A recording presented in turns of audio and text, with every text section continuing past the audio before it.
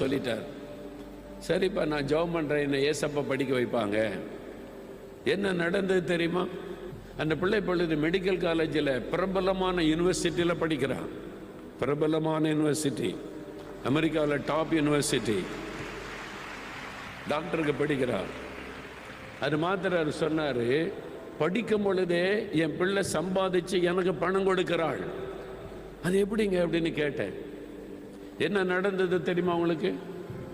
அந்த பிள்ளை கர்த்தரை சார்ந்து அமெரிக்கா போனாலும் உலகத்தால் கரைபடாதபடி ஆண்டவரை சார்ந்து வாழுகிற அனுபவத்துக்குள்ள பிள்ளையை கவனமாக நடத்தினார். அதான் பெற்றோருடைய பொறுப்பு. ஆண்டவரை சார்ந்து வாழணும். இந்த அமெரிக்கா கலாச்சாரத்துக்குள்ள போயிடக்கூடாது. நம்ம ஆண்டவருடைய பிள்ளைகள் இப்படி தான் வாழணும். எல்லாம் சொல்லி கொடுத்து பக்தியாக வளர்த்தாங்க, விசுவாசத்தை சொல்லி கொடுத்தாங்க. அப்போ அந்த பிள்ளை ஸ்டேட் கவர்மெண்ட்ல எக்ஸாம் வைப்பாங்கல்ல, எக்ஸாம் எழுதுனதில் நம்பர் 1 ஃபர்ஸ்ட்ல ஆண்டவர் பாஸ் பண்ண வச்சார். இப்போ ஸ்டேட் கவர்மெண்ட் சொன்னது, நீ நம்பர் 1 பாஸ் பண்ணி இருக்கிற, நீ எந்த காலேஜில் படிக்கணுமோ என்ன படிக்கணுமோ கவர்மெண்ட் முழு செலவை பொறுப்படுத்திக் கொள்ளும்.